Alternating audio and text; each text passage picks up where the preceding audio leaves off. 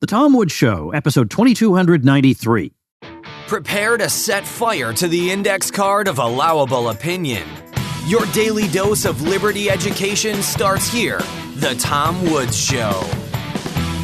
Hey everybody, I'm giving away 3 free courses from my Liberty Classroom. One of them is ex-Marxist Michael Rechtenwald teaching you about critical theory so you can understand leftism and fight it better, as well as our course on how Alexander Hamilton screwed up America and the history of the conservative and libertarian movements. Check it out at 3freecourses.com. Hey everybody, Tom Woods here, and I'm delighted to have our old friend Shawn Ritenour with us. One of the many people I could stand to talk to more often, and for some reason, I do not. But we have the good fortune of talking to him today.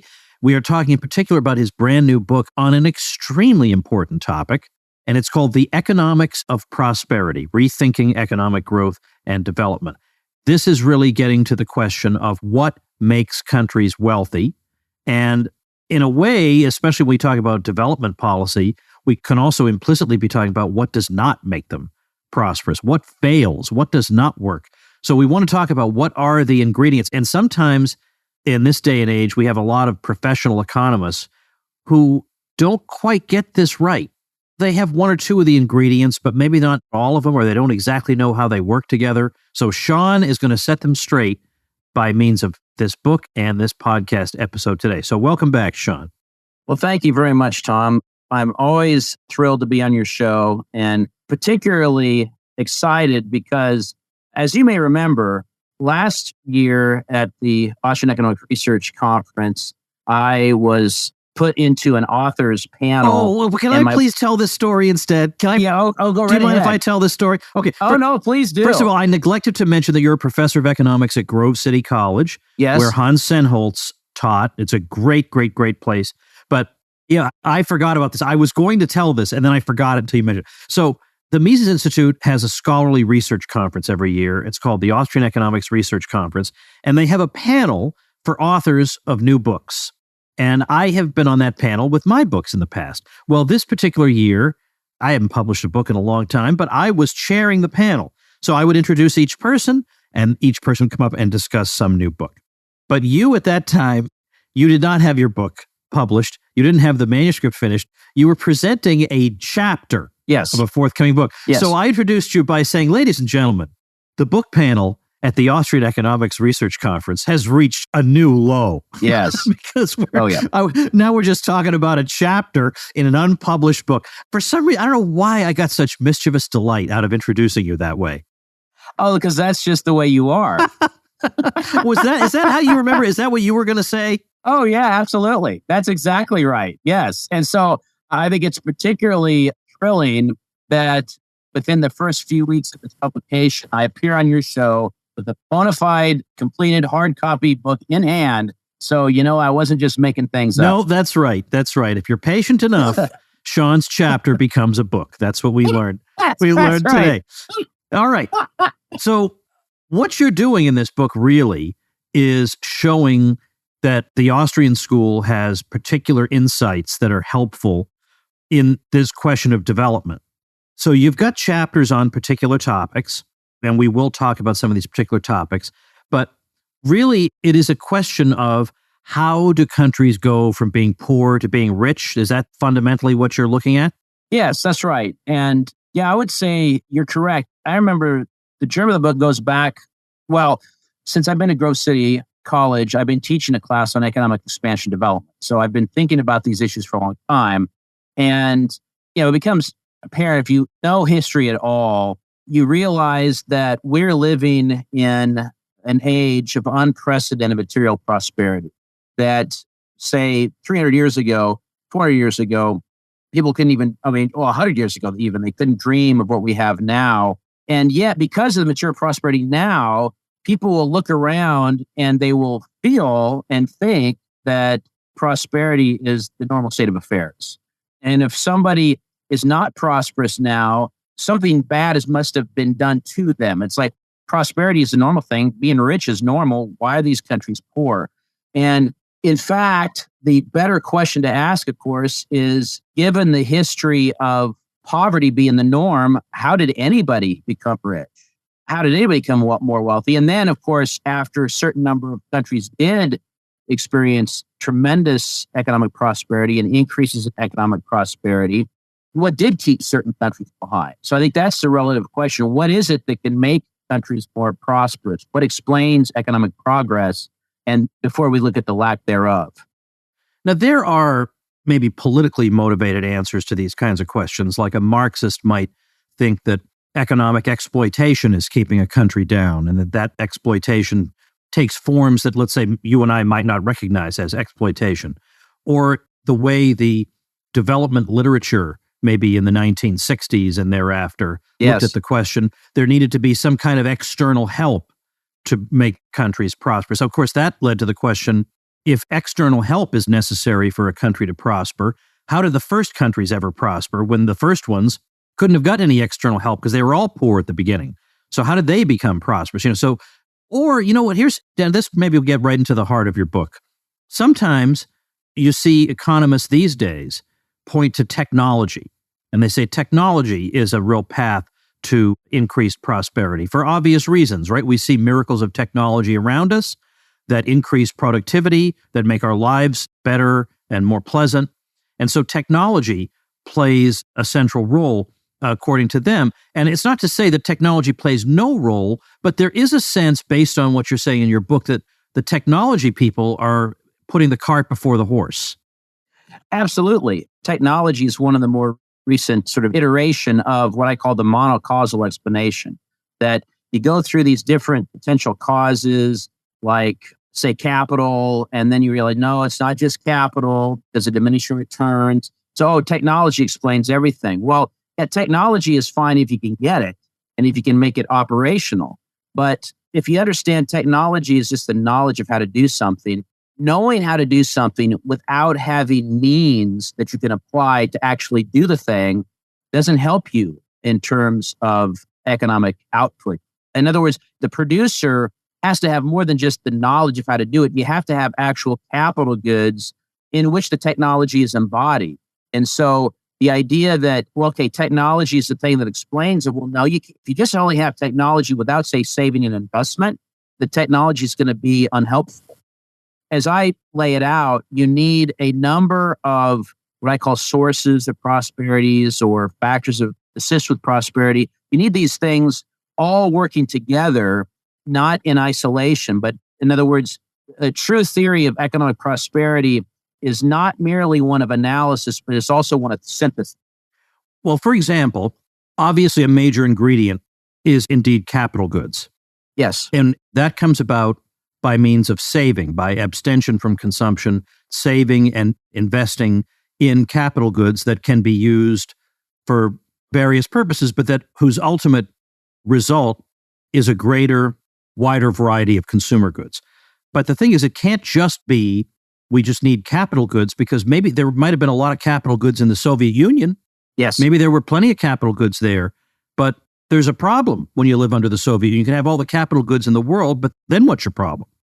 Yeah, absolutely. I think the Soviet Union at one point, after Khrushchev said that they're going to bury us, and I, growing up, thought when he said, we'll bury you, I thought he meant like under the rubble of an armed conflict. But no, he meant economically they're going to bury us, because they were going to devote so much of their productive capacity in producing certain industrial goods. And they did that. And on paper, it looked great, but they produced, a certain multiple, like 3 times as much concrete as they needed.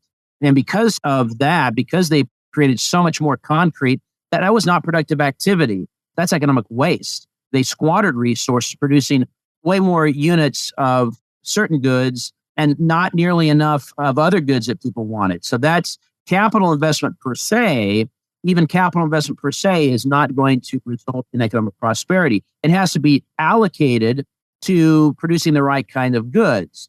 Similarly, a lot of people, and Adam Smith, if you go clear back to Adam Smith, Smith writes The Wealth of Nations as a book on economic expansion. It's, an inquiry into the nature and causes of the wealth of nations. What causes nations to be wealthy? And he starts out by saying, it's a division of labor, because the division of labor increases the productivity in tasks. Well, okay. And then, of course, later on, he talks about the importance of thrift to keep the wealth of nations ball rolling. But if you start out with a division of labor, that's fine. But how in the world does a division of labor get coordinated? How is it that people are actually specializing in producing goods that are actually going to be helpful? And once you sort of back up and say, well, that's a good question. And then you realize that the division of labor is not possible without a significant capital structure. Well, then how does a capital structure get coordinated? Well, that's a good question. And then how is it that the capital goods that are being used are using or embodying economically viable technology? That's another good question. And you find out that, well, all of these decisions, all of this activity within the market division of labor, within the capital structure, utilizing particular technologies, it all has to be coordinated by the entrepreneur. So the entrepreneur is the person that sees to it that the saved and invested capital is allocated towards their most productive uses. Of course, because if they're not, then the entrepreneurial world reap losses. And eventually, if they don't get better, they'll cease being an entrepreneur. So that's what I mean when I say, you can't just look to sort of the mono cause and says, well, okay, this is the silver bullet that explains all of economic progress. No, all of these different contributors have to work together. And in order for them to work together, we need an entrepreneur that's able to coordinate all the economic activity within the economic order. So it's division of labor, that's specialization. Yeah. We also need market institutions. So that is to say, we want protection of private property and a robust legal order and whatever. But then also we want, well, I suppose within those market institutions would be a regime you would hope would have enough of a light touch as to allow for saving and investment that gives rise to capital goods.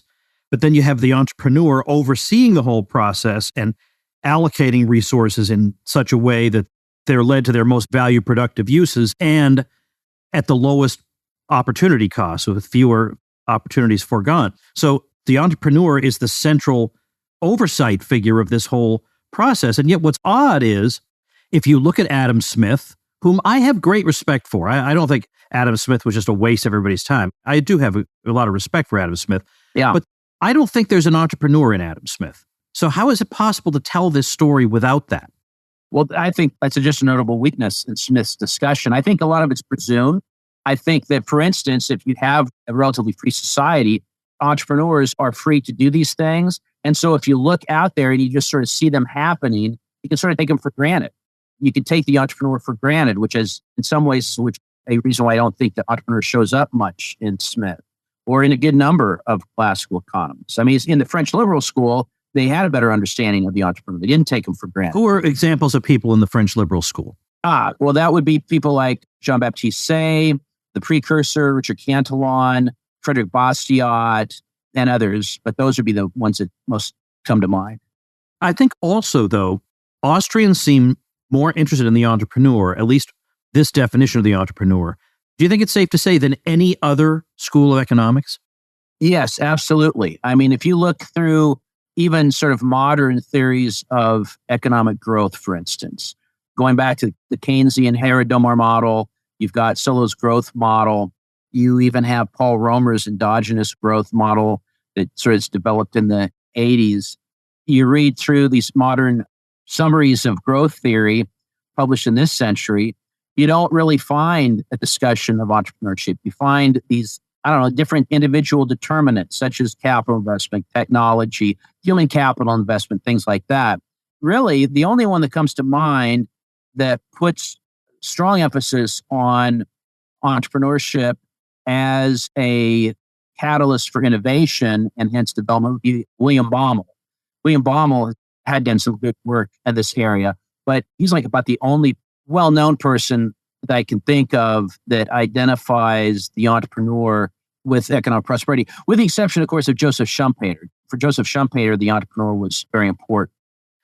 But I wonder if this is because so much of modern economics is preoccupied with an end state, with a long-run equilibrium. In long-run equilibrium, there's nothing for the entrepreneur to do. The idea of the entrepreneur in the Austrian conception is that you have this dynamic, ever-changing economy where resource availability is changing and knowledge is changing and people's tastes are changing.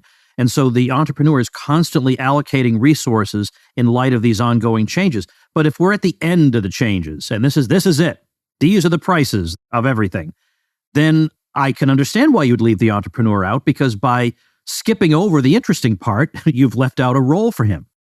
Oh, absolutely. I mean, you put your finger on it right there. When you have your models of analysis that assume perfect information, that assumes perfect information about the future. So every producer knows what its demand actually is.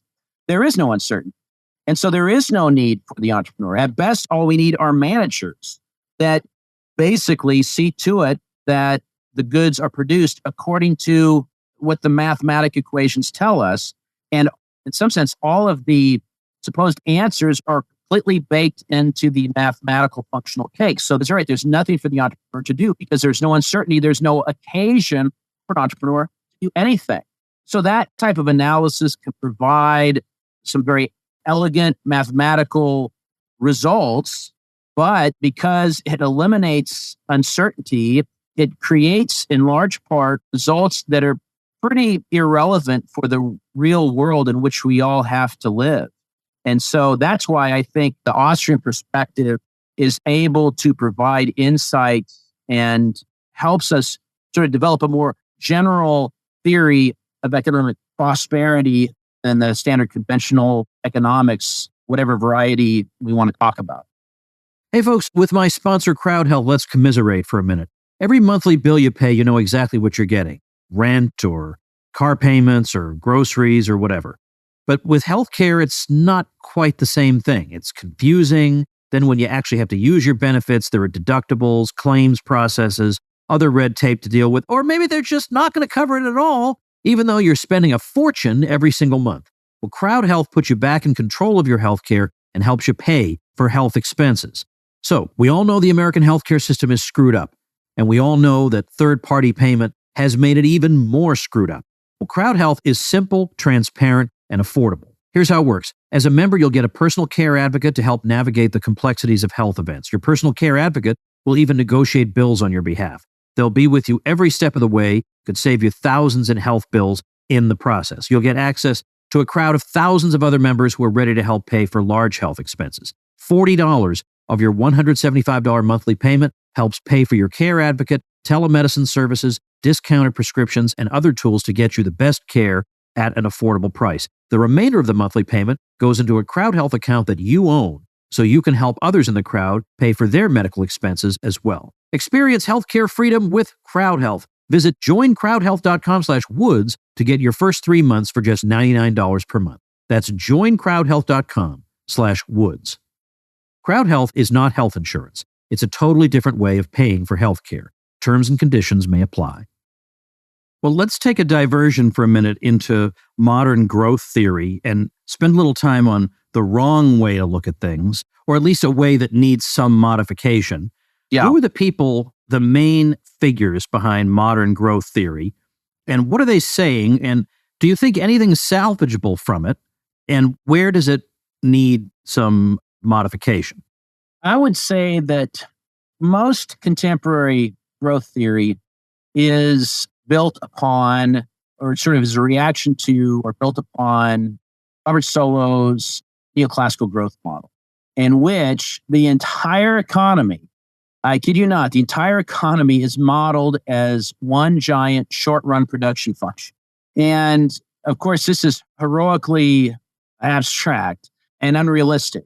But this model says that, yes, if we get saving and investment, we will get increased output, but there's diminishing marginal returns to capital. If population is fixed and the land is fixed, there's diminishing returns to capital. And so every time we invest resources in more capital, that's fine. We'll get a boost in economic output, but the additional boost from an additional increment of capital will be lower. And until at some point we reach a maximum, and if we invest in even more capital, we're not going to get actually a positive boost. That we're going to be at the state where we've gotten all of the economic growth we can out of increased saving and investment. And once we get there, of course, then other nations can catch up with us, and then there will be this gigantic convergence. Well, historically, it was not a convergence. Historically, for instance, during the 20th century, economic growth in the Americas and in Western Europe and in places like India and China outstripped other parts of the economic growth in other parts of the world, notably sub-Saharan Africa. So you didn't have this sort of general convergence.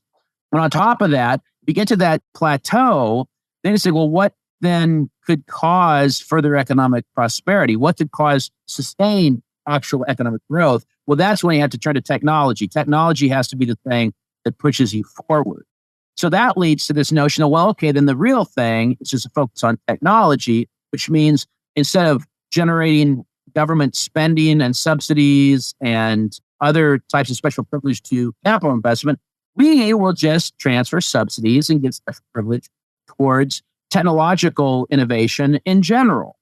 Well, again, all of those types of policies driven by this sort of this modern theory that emphasizes large aggregate variables miss all of the specific economic decisions that have to take place for all of the investment spending, either in general capital goods or specific technological development and innovation and research and development. All of that has to be spent, all of that investment has to be directed wisely for there to be an economic payoff. And if we just focus on the aggregates, the way modern macroeconomists are wont to do, then we miss a big chunk of the story. Because if they're right, then we can get more economic progress that's sustainable with just more spending on the right variable, be it investment or technology or education or what have you. So this approach misses the big picture. And it misses the big picture because it misses the little picture. In other words, the picture that requires the myriad of individual, decentralized entrepreneurs making a host of decisions all along the production process. How does this bear on the question, even though it's not directly related to development, it's still wrestling with the same kinds of issues? The question of industrial policy, which was kind of fashionable in the 1980s, which was to say that instead of this Austrian vision where the entrepreneur forecasts and tries to determine what people are likely to want in the future and which technologies hold promise for profits, that it's better if we have people, let's say, with a longer time horizon. Like, I have to admit, I don't even know how to make the argument, but it's better for the state, in effect, to figure out what looks promising and then pour a lot of state resources into developing it, because it can pour way more resources than your dinky entrepreneurs can, and that can accelerate economic progress. Yeah, well, if the state was God, that would be the way to go, I suppose, right? If the state has absolute and complete foresight, that would be fantastic. But they say that in Asia, they've done it. You know, the Japanese have done it. The Koreans have done it to some degree. On the other hand, the Japanese seem to have picked the wrong industries, at least in a couple of high-profile examples. But they'll say it's been done in the real world, and it just goes to show that there's more than one way of doing this. We don't have to have your market fundamentalism, Shawn Ritenour.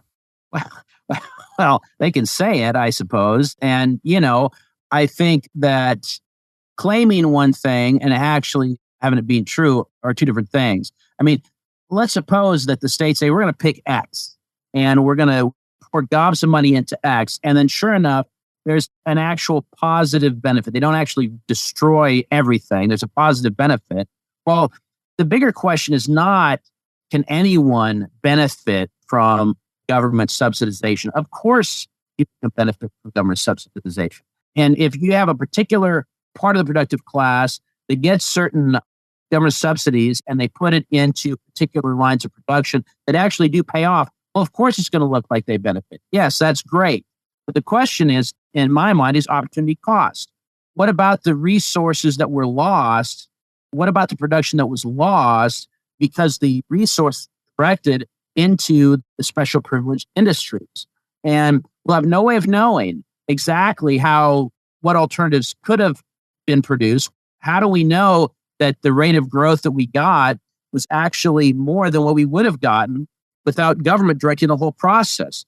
What we do know in a free society is that entrepreneurs have every incentive to direct resources to what's going to earn them profits, and essentially earning them the most profits given their value scales, given their preferences. And they have every incentive to avoid losses, right? The big thing about the bureaucrat doesn't really have an incentive to avoid loss. Sure, they'd like to have their projects be successful. It's good. It might make them feel better. It adds to their prestige. It allows them to go in front of the parliaments and congressional committees and talk about how when you've looked at the data as long as I have, I can tell you what we need to do. And it feeds their hubris. So it could do all of that. And so there's an incentive for them to sort of to get things as right as they can or make it look like they're getting it right, but they have no incentive to avoid losses, really, because the losses never fall on them. The losses fall on the citizens or the taxpayers.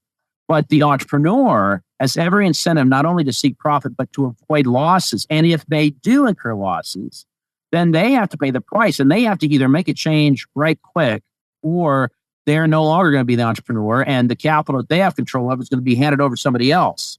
And so even if we can point to particular examples, and I'm not even sure that the examples that are pointed to you actually are good examples, even if we could, to me, it seems that those claims completely discount the opportunity cost of the lost production because of the government subsidies and taxation and inflation. And again, it makes a heroic assumption about the far-sighted nature of the bureaucrat that I just think is untenable. Give us like the elevator pitch, like a minute of, I mean, I think we've kind of touched on it, but given that where I want to go with this, I want to recap for people. What does your model, I hate to call it a model, I don't want to strip it of its dignity by doing that, but describe for us, what does economic progress in a developing country look like in terms of what ingredients went into it and how do they all work together? Yes. Let's just hear that explained.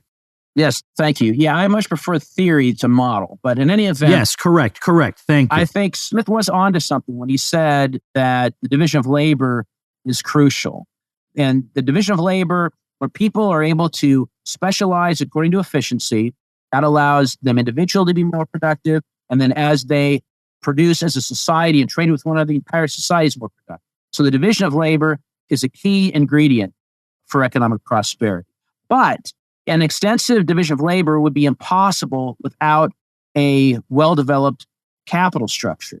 Capital goods are necessary for people to specialize in production. So if you don't have capital goods, you're not going to be able to specialize in production. And if you don't specialize in production, you're not going to be able to build and develop a well-developed, extensive structure of capital. Let's pause for a second there, Shawn. Yes. Because I don't want to assume everybody knows what capital goods are. Can you just describe what you're talking about? Yeah. So capital goods are what we could call the produced means of production, right? So if you're going to make a flourless chocolate cake, one of the great desserts of mankind, you have to have land, sure, and you have to have labor, right? You're going to have to do some mixing, baking. That's true. And you also need these other factors that go into the cake that have already been produced, right? You need a semi-sweet chocolate, you need eggs, you need butter, you need a pan, you need an oven. So those things are called capital goods. They're tools that enable you to produce more than you would be able to produce without them. And in some cases, they're tools that will allow you to produce the thing that you couldn't produce at all. I mean, you couldn't bake a flourless chocolate cake without an oven. Right? You could try to set it out on a really hot summer day, but maybe it wouldn't even bake then. You had to have a really high level of heat. So those things, those tools, machines, natural resources that they're taken from the state of nature and are ready to be used in production, those are all capital goods. And so in order for the division of labor to function and extend and help then more and more people become more and more productive, we have to have an extensive structure of capital goods at our disposal that we can use as we specialize. And so the division of labor and capital formation together are very important.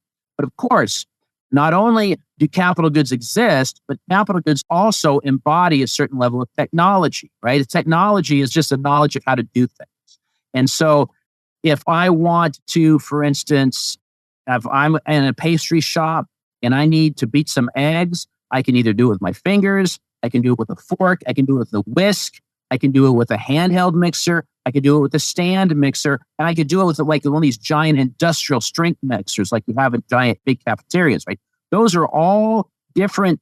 Those are all capital goods with a slightly different type of technology in them. And so different levels of technology can enable the capital goods to be more productive and also hence the land and labor to be more productive. So technology is also something that's important in this mix. But, and here's the kicker that I try to press home, and what's missing from a lot of growth theory, is that the division of labor has to be coordinated. Capital goods have to be allocated towards certain lines of production and not others for economic progress to obtain. We have to produce what people want and not what they don't want. Technology has to be at the right level. There's a whole host of technologies we could use, but not all of them are economically feasible, because some of the technologies that in some sense are very physically productive are just too expensive to make economic sense. So all of the activity, all of the utilization of technology, all of the allocation of capital goods, all of the specialization within the division of labor must be coordinated entrepreneurially. And so those four sort of ingredients, the division of labor, capital accumulation, technology, and entrepreneurship, they're all important. But, and here's another but, for all of these things to successfully work together in a synergistic fashion, for these things all to work together, it requires certain legal institutions, social institutions, such as the right to property. The right to private property is important because we would not be able to engage in specialization in the division of labor if we weren't able to trade our excess supply of whatever we produce. And so voluntary exchange becomes very important. Well, we don't have voluntary exchange without private property. In order for capitalists to have the incentive to save and invest, the capitalist has to be assured and expect that if I reap positive rate of return on my investment, I get to keep the rate of return. It's mine, right? So private property is very important too. To be able to have somebody direct research and development towards the most productive and helpful technologies, the researcher, the developer has to be free to research and develop the technology that's most beneficial to them. And then finally, of course, the entrepreneur must be free to pursue profits. And on top of that, he needs to have a way to even calculate profit and loss, which requires market prices. And for the market prices to be meaningful, that again relies on voluntary exchange, which gets back to private property. And a second important social institution is sound money, a monetary system that is not manipulated by the government. Because to the extent that the government manipulates it, it's going to falsify some price signals. And so the entrepreneur is using market prices of expected prices of the product and the price of the factors of production. When those are manipulated to some extent by the government, entrepreneurs are going to be led astray in their profit and loss calculations and are going to end up producing some things that appear to be profitable, but are not, in fact, what's most desired by people in society. And so the institutions of private property and sound money are crucial institutional requirements to get the most of the process of economic prosperity that's made possible by the division of labor, capital accumulation, technological advancement, and entrepreneurship. Hey, everybody, personal important message from me to you via Policy Genius. If you have family like I do, you know how much your loved ones depend on you. And in a worst case scenario, you would not want them to be worrying about money. A good life insurance plan can give you peace of mind that if something happens to you, your family will have a safety net. They can keep the house, they can manage their expenses, and get back on their feet. Now, if you already have coverage through work, that's great, but employer-sponsored life insurance may not offer enough protection for your family's needs. And if you leave your job, it won't follow you. And by the way, if you've been hesitating because you think you can't afford life insurance, take my advice. Get it. Because when I bought life insurance, I was shocked at how inexpensive it was. I thought $1 million in coverage, that's going to cost a ghastly amount. Not so. And Policy Genius is going to give you a smarter way to find and buy it. With Policy Genius, you can easily compare life insurance quotes from America's top insurers in just a few clicks to find your lowest price. With Policy Genius, you can find life insurance policies that start at just $25 per month for $1 million of coverage. Some options offer coverage in as little as a week and avoid unnecessary medical exams. There are no added fees, your personal details are private, and no wonder they have thousands of 5-star reviews on Google and Trustpilot. Your loved ones deserve a financial safety net. You deserve a smarter way to find and buy it. Head to policygenius.com or click the link in the description or on the show notes page to get your free life insurance quotes and see how much you could save. That's policygenius.com. Now let's go into the world of experience, because some people might think, okay, you have your approach and other economists have their approach. This is a lot of theoretical wrangling, and maybe one theory sounds more plausible than the other, but I want to see for myself, are there any real world consequences when theories other than yours are attempted to be implemented in quote unquote helping countries become prosperous that are currently not? So taking the kinds of growth theories that you've talked about that don't quite hit the mark, have we seen in some of the development proposals and programs over the past half century or more any real negative consequences when they've attempted to implement them? Well, absolutely. It seems to me that the most obvious sort of extreme example of trying to achieve and maintain some level of prosperity through central planning would be, say, the attempts of the Soviet Union and to sort of say Cuba, when they've tried socialism good and hard, it has been a disaster, right? I mean, Soviet Union really only had like hardcore socialism right at the beginning for about the first 5 years. And within 4 or 5 years of their existence, I think approximately 6 million people died, most of them not through war, but most of them through like starvation and malnutrition. So to me, that's the key obvious example that if we get this wrong, there are real consequences. This is not just academic gameplay. This is the real deal. And so unless we prefer death to life and starvation to prosperity, we don't want to have like full-on socialistic central planning. But even if we want to take, well, we don't want to go that far, of course. We just want the government to help willy-nilly. We provide some foreign aid here, some subsidies there, and maybe that will help if we subsidize the right things. Well, I think one of the great virtues, we talked about different mainstream theories. I'd say one of the better conventional neoclassical economists on this is William Easterly. And he's done some great work. And in a book that now is, I guess, over 20 years old, The Elusive Quest for Growth, he documents attempt after attempt after attempt of trying to identify and then sort of subsidize certain projects in the forms of, say, education, debt relief, foreign aid to certain types of activity.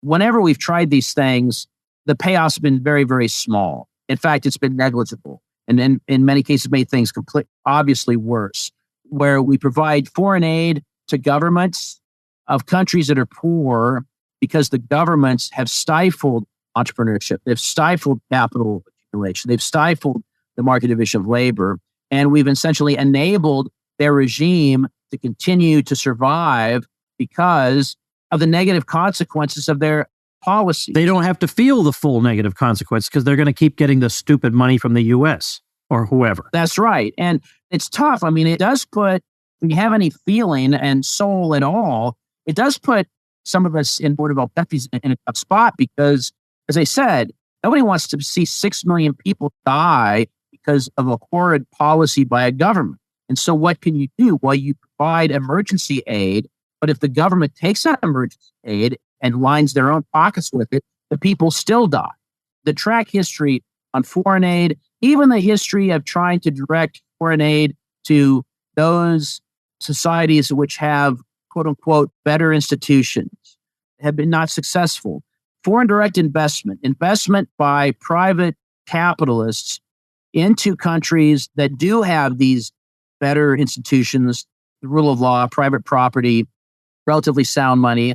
And of course, all these things are relative because nobody has a complete private property or completely sound money. But in those foreign direct investment, allowing people who actually have their own financial skin in the game, when they're able to save and invest, the track record is much better. So this might be a bit of an inside baseball question, but how does a guy like Peter Bauer, who was kind of a whistleblower on the whole, I don't know if that's really the right word, but he was warning, I think as early as the late 1950s, but certainly by the 60s, warning about misplaced development aid programs and saying that they were bound to have a lot of negative consequences. I don't think he was expressly an Austrian, but he was warning about exactly what wound up happening. Exactly what he warned would happen. And nobody listened to him until then later on, Margaret Thatcher, I think, made him Lord Peter Bauer. So he was vindicated later on. but he didn't really want to be vindicated. I'm not saying this because 30 years later, I want everybody who got this aid to have been further impoverished so I can get a medal. So how does he fit into this story? Yeah, I think you're right. I don't know of any place where he was not a self-professed Austrian or Misesian or anything like that.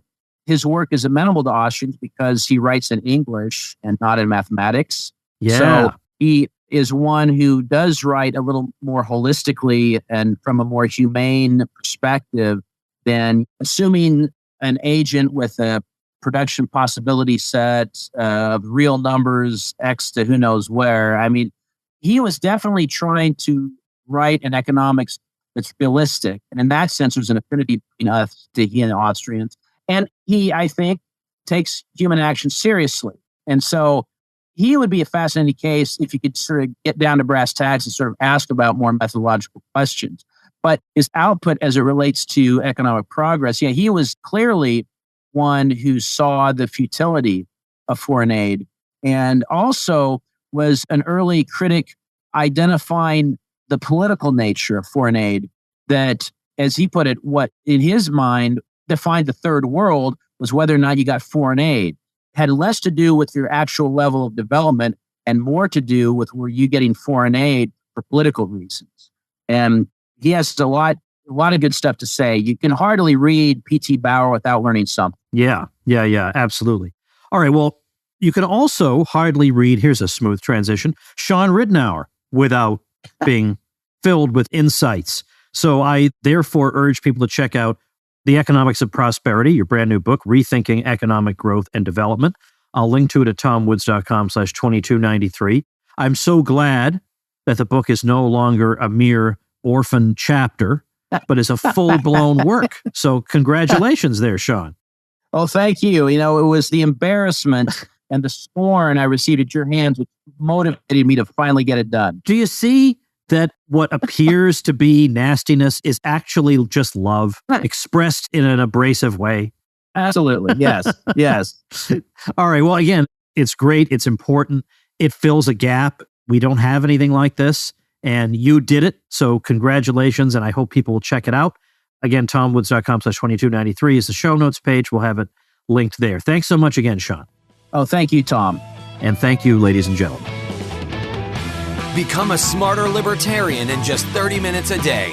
Visit tomwoods.com to subscribe to the show for free, and we'll see you next time. Like the sound of The Tom Woods Show? My audio production is provided by Podsworth Media. Check them out at podsworth.com.